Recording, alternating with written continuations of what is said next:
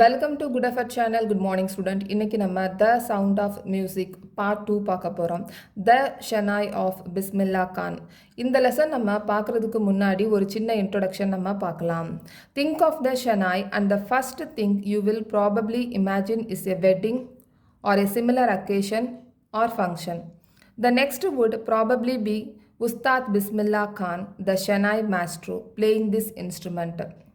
So இப்போ நம்ம first Shenoy அப்படின்னு சொன்ன உடனே நமக்கு ஞாபகத்தில் வர்றது வெட்டிங்கில் வாசிக்கிற ஒரு முக்கியமான ஒரு இன்ஸ்ட்ருமெண்ட், மியூசிக் இன்ஸ்ட்ருமெண்ட். இந்த வெட்டிங் அப்படின்னு சொன்னால் நார்த் இந்தியன் வெட்டிங்ஸில் இந்த மியூசிக் இன்ஸ்ட்ருமெண்ட்டை யூஸ் பண்ணுவாங்க. அதுக்கப்புறமா நமக்கு ஞாபகத்தில் வர்றது உஸ்தாத் பிஸ்மில்லா கான்.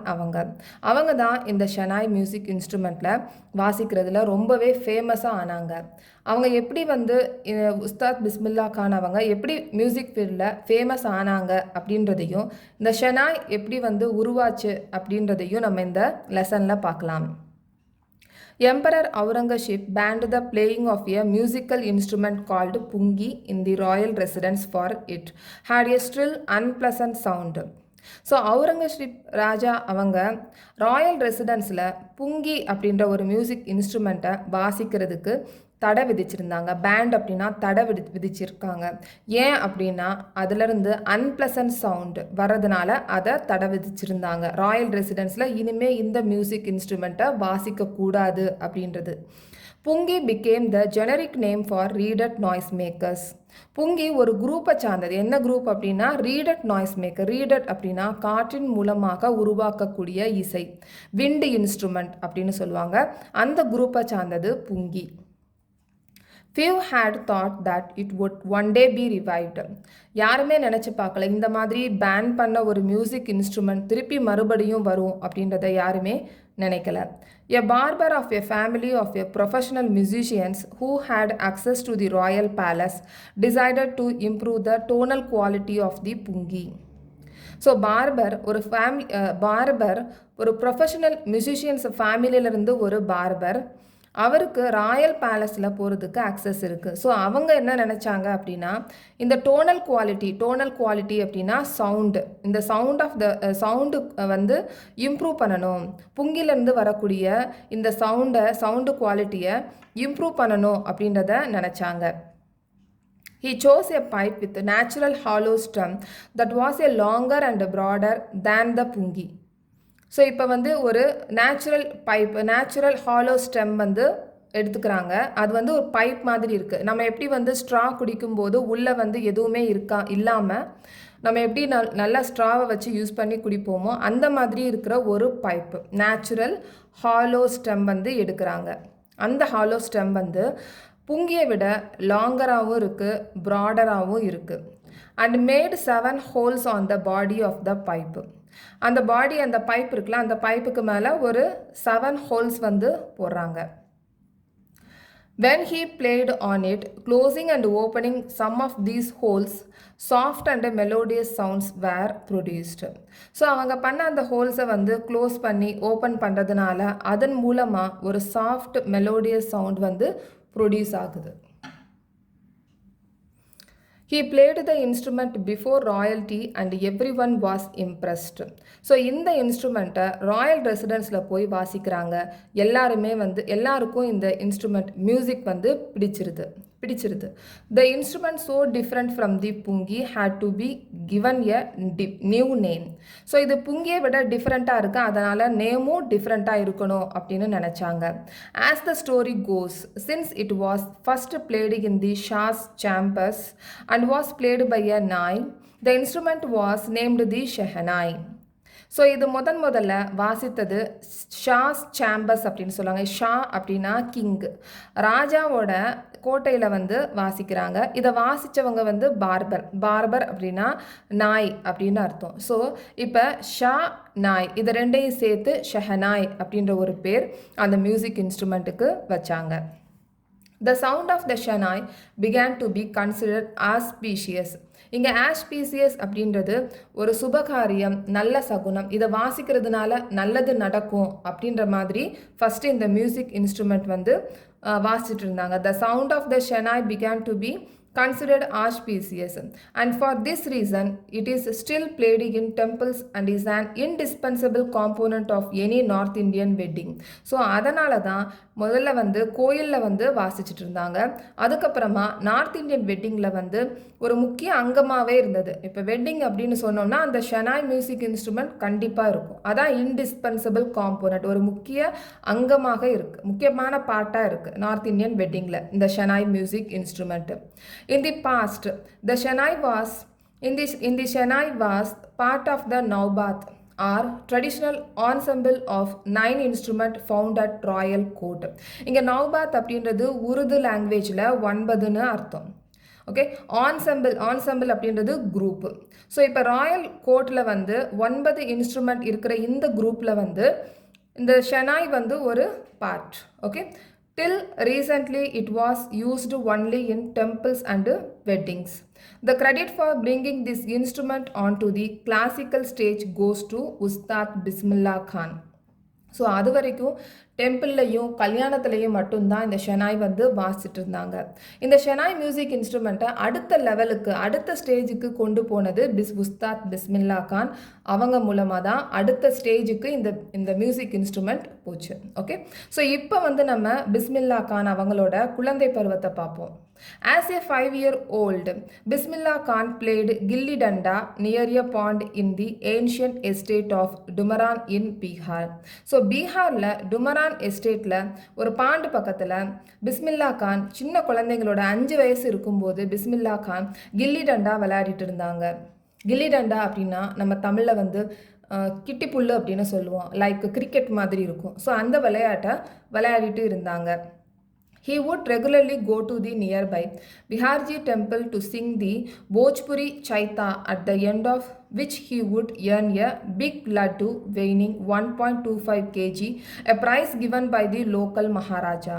ஸோ அவர் என்ன பண்ணுவாங்க அப்படின்னா பிஹார்ஜி டெம்பிளில் போய் போஜ்புரி லாங்குவேஜில் சைத்தா அப்படின்ற ஒரு சாங்கை டெய்லி போய் பாடிட்டு இருந்தாங்க. அந்த பாட்டு முடிஞ்சதுக்கு அப்புறமா 1.25 kg வெயிட் இருக்கிற லட்டுவை வந்து பரிசாக வாங்கிட்டு வருவாங்க. அதை வந்து அங்கே இருக்கிற லோக்கல் மகாராஜா கொடுத்ததா சொல்லியிருக்காங்க. This happened 8 years ago and the little boy has traveled far to earn the highest civilian award in India, the Bharat Ratna. இது நடந்து முடிஞ்சதுக்கு அப்புறமா 80 வருஷத்துக்கு அப்புறமா இந்த சின்ன குழந்தை மியூசிக் வேர்ல்டில் ட்ராவல் பண்ணி இந்த நாட்டிலே வந்து கொடுக்கக்கூடிய உயரிய award, highest civilian award Bharat Ratna வாங்கியிருக்காங்க. பார்ன் ஆன், இப்போ வந்து பிஸ்மில்லா கான் எங்கே பிறந்தாங்க அப்படின்றத பார்க்கலாம். Born on 21st March 1916, Bismillah belongs to a well known family of musicians from Bihar. So March 21st 1916 பீகாரில் ஒரு நல்ல மியூசிஷியன் ஃபேமிலியில் வந்து பீகாரில் பிறக்கிறாங்க, பிஸ்மில்லா கான் பிறக்கிறாங்க. His grandfather Rasool Bux Khan was the Shehnai Nawaz of the Bhojpur King's Court. So அவங்க தாத்தாவோட பேர் ரசூல் பக்ஸ் கான். அவங்க வந்து போஜ்பூர் கிங்ஸ் கோர்ட்டில் வந்து ஷெனாய் வந்து வாசிச்சாங்க. His father Paigambar Bucks and other paternal ancestors were also great Shehnai players. So அவங்களுடைய அப்பா, அதுக்கப்புறமா பேட்டர்னல் ஆன்செஸ்டர்ஸ், அதாவது அப்பா வழி மூலமாக வந்தவங்க எல்லாருக்குமே வந்து ஷெனாய் பிளேயர்ஸ் தான், கிரேட் ஷெனாய் பிளேயர்ஸ் அப்படின்னு சொல்கிறாங்க. The young boy took to music early in life. So இந்த மாதிரி இருக்கிற நேரத்தில் பிஸ்மில்லா கான் அவங்க மியூசிக்கை சீக்கிரமாகவே கற்றுக்க ஆரம்பிக்கிறாங்க.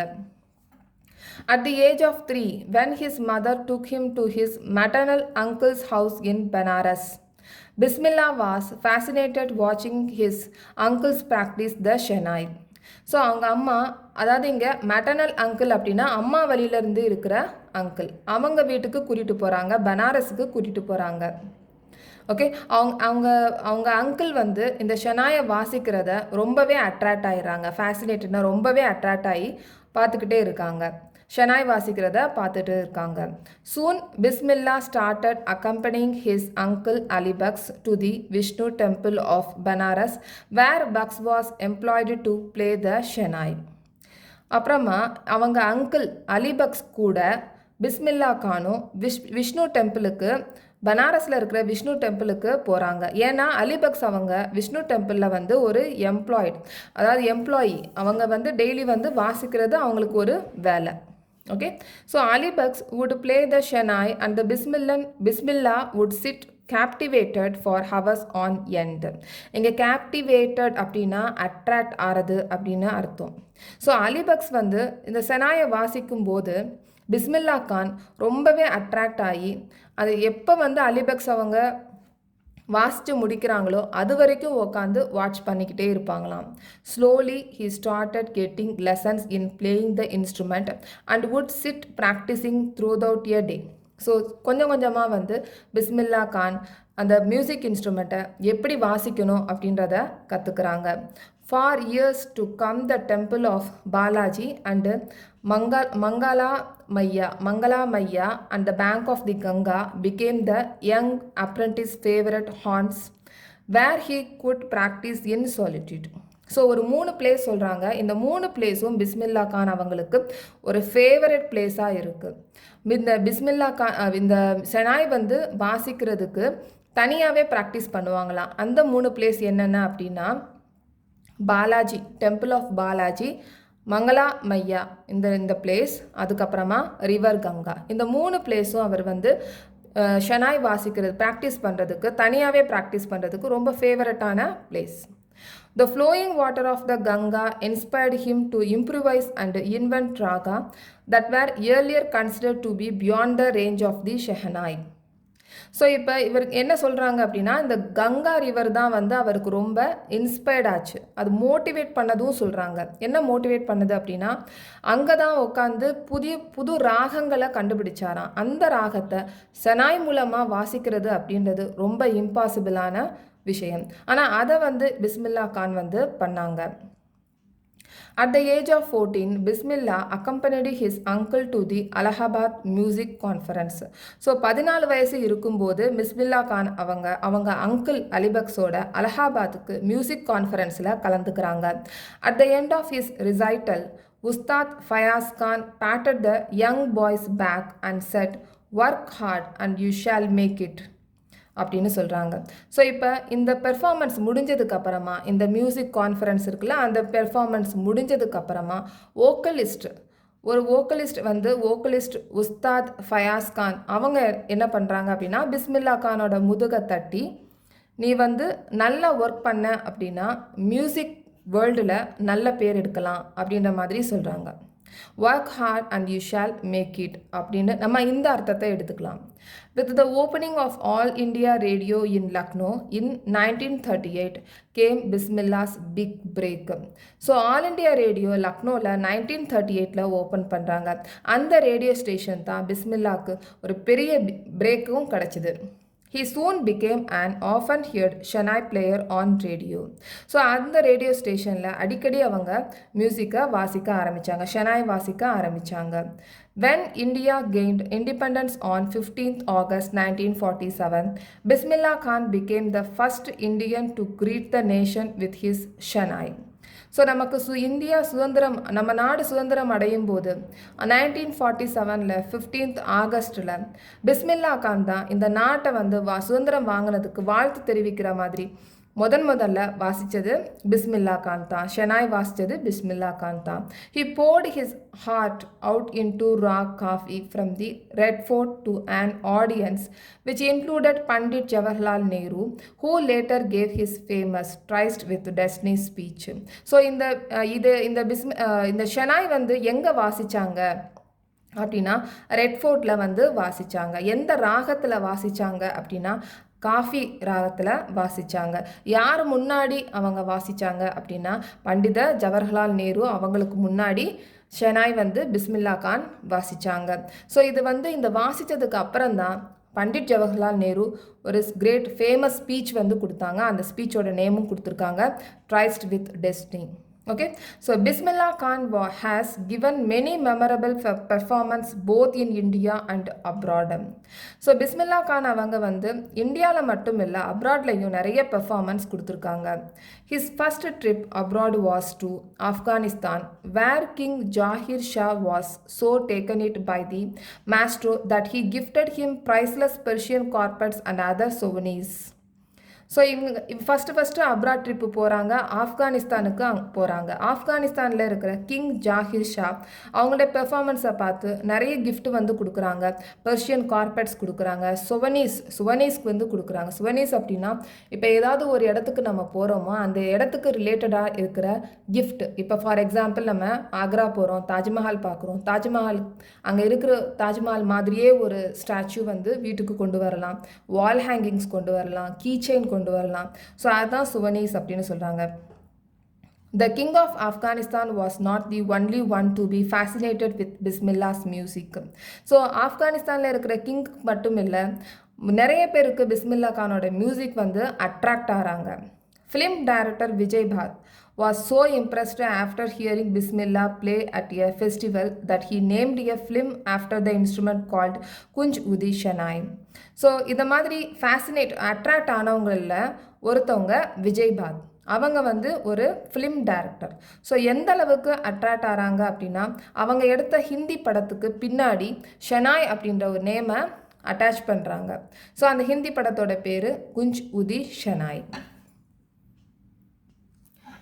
The film was a hit, and one of Bismillah Khan's composition, Dil Ka Khilona Hai Toot Gaya, turned out to be a nationwide chart buster. So அந்த ஃபிலிம் ரொம்பவே ஹிட் ஆயிடுச்சு.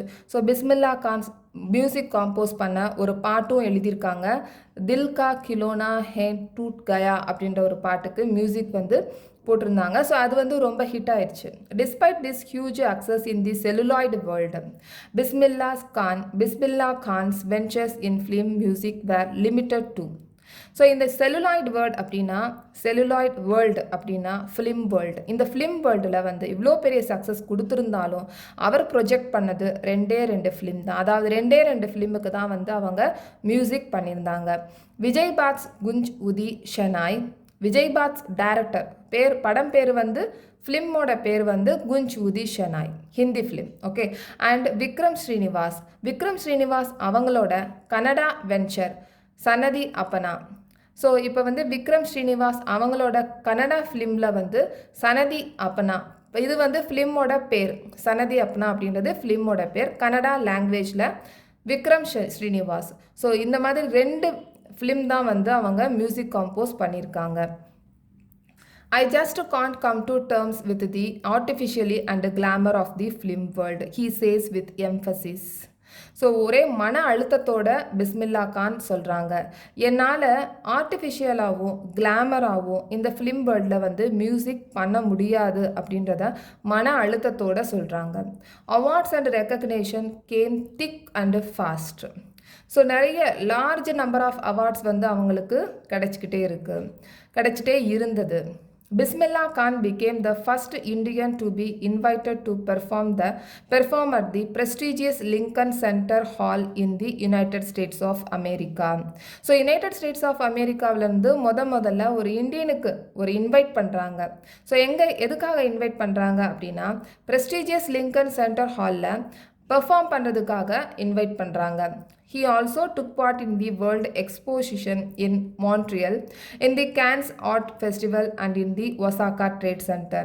ஸோ இந்த 2 இடத்துக்கும் வந்து பிஸ்மில்லா கான் பெர்ஃபார்மன்ஸ் பண்ணுறாங்க. So well known did he become internationally that an auditorium in Tehran was named after him, Tehar Mosque Ustad Bismillah Khan. So இப்போ பிஸ்மில்லா Khan world வைடில் எல்லாருக்குமே தெரியும். ஸோ இப்போ எந்த அளவுக்கு எல்லாருக்கும் தெரியும் அப்படின்னா எந்த அளவுக்கு அவங்க வேர்ல்டு வைடில் அட்ராக்ட் ஆகிருக்காங்க அப்படின்னா ஒரு ஆடிட்டோரியம், அந்த ஆடிட்டோரியம் பேருக்கு பின்னாடி உஸ்தாத் பிஸ்மில்லா கான் அவங்க நேம் வந்து அட்டாச் பண்ணியிருக்காங்க. டெஹரான் அப்படின்றது ஈரானோட கேபிட்டல். ஸோ அங்கே இருக்கிற ஆடிட்டோரியத்தில் உஸ்தாத் பிஸ்மில்லா கானோட பேரை வந்து பின்னாடி போட்டிருந்தாங்க. அந்த ஆடிட்டோரியமோட பேர் டஹார் mask Ustad Bismillah Khan. Okay. So இதெல்லாம் வந்து கொஞ்சம் இவங்க சொல்லியிருக்க ஒவ்வொரு இன்ஃபர்மேஷனும் கொஸ்டினில் கேட்குறதுக்கு நிறைய சான்சஸ் இருக்குது. ஸோ எத்தனை ஃபிலிம் வந்து பண்ணியிருக்காங்க, அந்த ஃபிலிமோட டேரக்டர்ஸ், ஃபிலிமோட பேர், எந்த லாங்குவேஜ், அதுக்கப்புறமா வந்து என்ன வந்து ஸ்டேட்மெண்ட் கொடுத்துருந்தாங்க. ஸோ இதெல்லாம் வந்து நம்ம முக்கியமாக கவனித்து பார்க்கணும். ஓகே. ஸோ யூஎஸ்ஏல வந்து எங்கே வந்து கூப்பிட்ருந்தாங்க, எங்கே பெர்ஃபார்ம் பண்ணுறதுக்கு கூப்பிட்ருந்தாங்க. ஸோ இதெல்லாம் கூட நம்ம கவனித்து பண்ணணும். ஓகே. ஸோ நம்ம இது வரைக்கும் நம்ம பார்த்துருந்தோம். டஹார் மாஸ்க் உஸ்தாத் பிஸ்மில்லா கான், இது ஆடிட்டோரியத்தோட பேர். ஓகே. ஸோ இதெல்லாம் வந்து கொஸ்டினில் கேட்குறதுக்கு நிறைய சான்சஸ் இருக்குது. ஸோ நெக்ஸ்ட் வந்து national awards like the Padmashri, the Padma Bhushan and the Padma Vibhushan were conferred on him. Conferred அப்படின்னா given, கொடுக்குறாங்க. நேஷ்னல் அவார்ட்ஸ் வந்து பத்மஸ்ரீ, பத்மபூஷன், பத்ம விபூஷன், இந்த 3 அவார்டுமே பிஸ்மில்லா கான் அவங்களுக்கு கொடுக்குறாங்க. In 2001 Ustad Bismillah Khan was awarded India's highest civilian award the Bharat Ratna. So 2001 வந்து உஸ்தாத் பிஸ்மில்லா கானுக்கு நேஷ்னல் அவார்டு கொடுக்குறாங்க, பாரத் ரத்னா, அதாவது ஹையஸ்ட் சிவிலியன் அவார்டு வந்து கொடுக்குறாங்க. நேஷ்னல் ஹையஸ்ட் சிவிலியன் அவார்டு வந்து கொடுக்குறாங்க. உயரிய விருதான பாரத் ரத்னா வந்து கொடுக்குறாங்க. With the coveted award resting on his chest and his eyes glinting with rare happiness, he said, all I would like to say is teach your children music. This is Hindustan's richest tradition. Even the West is now coming to learn our music. So இந்த விருதை வாங்கும்போது அவர் ரொம்ப எமோஷ்னலாகவே சொல்கிறாங்க, உங்கள் குழந்தைகளுக்கு மியூசிக்கை கற்றுக் கொடுங்க, அதுதான் நம்மளுடைய இந்தியாவோட கலாச்சாரம். இப்போ வெஸ்டர்ன் கண்ட்ரியில் கூட நம்ம இந்தியன் மியூசிக்கை வந்து கற்றுக்கணும்னு விரும்புகிறாங்க அப்படின்றத பிஸ்மில்லா கான் சொல்கிறாங்க, ரொம்ப எமோஷ்னலாகவே சொல்கிறாங்க. In spite of having travelled all over the world, Khan Saab, as he is fondly called, is exceedingly fond of Banaras and Dumaran, and they remain for him the most wonderful towns of the world. So இப்போ பிஸ்மில்லா கானை கான் சாப் அப்படின்னு கூப்பிட்றாங்க அன்பா. இப்போ நம்ம எப்படி மதிப்பிற்குரிய ஐயா அப்படின்னு சொல்லுவோம், அந்த மாதிரி ரெஸ்பெக்டடாக சொல்லுவோம், அந்த மாதிரி கான் சாப் அப்படின்னு சொல்கிறாங்க. ஸோ அவங்களுக்கு ரொம்பவுமே பிடித்தமான ஊர் பனாரஸ் அண்டு டுமரான். ஈவன் வந்து பிஸ்மில்லா கான் அவங்க நிறைய ஊருக்கு ட்ராவல் பண்ணியிருந்தாலும் அவருக்கு பனாரஸும் டுமரான் தான் ரொம்ப பிடித்தமான ஊர். A student of his once wanted him to head a Shanae school in the USA, and the student promised to recreate the atmosphere of Banaras by replicating the temple here. So இப்போ யூஎஸ்ஏல பிஸ்மில்லா கானோட ஒரு student அவங்க என்ன சொல்கிறாங்க அப்படின்னா, இங்கே யூஎஸ்ஏல ஒரு ஷனாய் ஸ்கூலில் நாங்கள் பண்ணுறோம், உங்களுக்கு பிடித்தமான பனாரஸில் இருக்கிற கோயில் அதே மாதிரி ஒரு ரிப்ளிகேட்னா அதே மாதிரி நாங்கள் செஞ்சு தர்றோம், நீங்கள் இங்கே இருங்க அப்படின்னு சொல்கிறாங்க. ஸோ அதுக்கு வந்து பிஸ்மில்லா கான் என்ன சொல்கிறாங்க அப்படின்றத பார்ப்போம். But Khan Saab asked him if he would be able to transport river Ganga as well. So அதுக்கு கான் சாப் பிஸ்மில்லா கான் கேட்குறாங்க அந்த ஸ்டூடெண்ட் கிட்ட, ஒன்னால் இந்த ரிவர் கங்காவையும் டிரான்ஸ்போர்ட் பண்ண முடியுமா அப்படின்றத கேட்குறாங்க. ஸோ இதுலேருந்து நமக்கு என்ன தெரியுது அப்படின்னா, அவருக்கு இந்தியாவை தவிர வேறு ஊர்களில் போய் வேறு கண்ட்ரியில் போய் இருக்க அவருக்கு பிடிக்கல. பேட்ரியாட்டிசம், நாட்டுப்பற்று, இந்தியா தாய்நாடு அங்கே தான் இருக்கணும் அப்படின்றத பிஸ்மில்லா கான் விரும்புகிறதா சொல்கிறாங்க. So later he is remember to have set, that is why whenever I am in a foreign country, I keep yearning to see Hindustan. While in Mumbai, I think of only Banaras and the holy Ganga. And while in Banaras, I miss the unique Mata of Dumaran. So இதை remember பண்ணுற மாதிரி writer சொல்கிறாங்க. பிஸ்மில்லா கான் சொன்னதை writer சொல்கிறாங்க. அதனால தான் நான் foreign country எப்போ போகிறேனோ அப்போ வந்து ஹிந்துஸ்தான் திரும்புகிறதனா, அதாவது இந்தியாவுக்கு திரும்பி வரணும் அப்படின்னு நான் ஆசைப்படுவேன். அதே மாதிரி எப்போ வந்து நான் இந்தியாவில் இருக்கேனோ, மும்பையில் நான் இருக்கேனோ அப்போ வந்து பனாரஸ்க்கும் ஹோலி கங்கா அப்போ போய் பார்க்கணும் அப்படின்னு நான் நினைப்பேன். எப்போ வந்து நான் பனாரஸில் இருக்கேனோ அப்போ வந்து நான் மாதா ஆஃப் டுமரானை மிஸ் பண்ணுற மாதிரி நினைப்பேன் அப்படின்னு சொல்கிறாங்க. Ustad Bismillah Khan's life is a perfect example of the rich cultural heritage of India, one that effortlessly accepts that a devout Muslim like like him can very naturally play the Shanai every morning at the Kashi Vishwanath temple. Ustad Bismillah Khan வந்து ஒரு சிறந்த உதாரணம், ஒரு சிறந்த எக்ஸாம்பிளாக இருக்காங்க. ஒரு நல்ல வளமான கலாச்சார பாரம்பரியத்துக்கு ஒரு உதாரணமாக இருக்கிறாங்க பிஸ்மில்லா கான். ஸோ பிஸ்மில்லா கான் வந்து ஒரு முஸ்லீம் அப்படின்ட்டு நமக்கு தெரியும். ஸோ பிஸ்மில்லா கான் வந்து அவங்க மதத்தை வந்து மதத்தை வந்து நம்பிக்கையாகவும் கரெக்டாக வழிபடுதல்லையும் இருக்கிற அந்த ஒரு ஸ்ட்ரிக்டான முஸ்லீம். ஆனால் எல்லா நேரங்கள்லையும் எல்லா நாள்லேயும் காலையில் போய் காசி விஸ்வநாத் டெம்பிளில் போய் ஷனாய் வந்து வாசிட்டு இருந்தாங்க. Okay, so Ustad Bismillah Khan passed away on 21st August 2006 at the age of 90 after a prolonged illness. So Ustad Bismillah Khan அவங்க 21st August 2006ல உடல்நிலை சரியில்லாத காரணத்தினால தன்னுடைய 90வது வயதில் இறந்து போகிறாங்க. He was given a state funeral and the government of India declared one day of national mourning. So அவங்க இறந்ததை அனுசரித்து நம்மளுடைய கவர்மெண்ட் ஆஃப் இந்தியா வந்து ஒரு நாள் துக்கம் அனுசரிக்கிறதுக்காக ஒரு நாள் வந்து லீவும் கொடுக்குறாங்க, மாநில இறுதி சடங்கும் பண்ணுறாங்க. ஸோ இந்த பாடத்தில் எனக்கு ரொம்ப பிடிச்சமான ஸ்டேட்மெண்ட் என்ன அப்படின்னா, பிஸ்மில்லா கான் குழந்தைகளை பார்த்து மியூசிக் கற்றுக்கோங்க, அதுதான் இந்தியாவோட ட்ரெடிஷன் அப்படின்னு சொல்லியிருக்காங்க. இந்த பாடத்தில் எனக்கு மிகவும் பிடித்தமான ஸ்டேட்மெண்ட். உங்களுக்கு என்ன பிடிச்சது அப்படின்றத எனக்கு கமெண்ட் பாக்ஸில் போடுங்க. ஓகே, ஸோ இந்த சேனல் உங்களுக்கு பிடிச்சிருந்துச்சுன்னா சப்ஸ்கிரைப் பண்ணுங்கள், ஷேர் பண்ணுங்கள், லைக் பண்ணுங்கள், கமெண்ட் பண்ணுங்கள். தேங்க்யூ.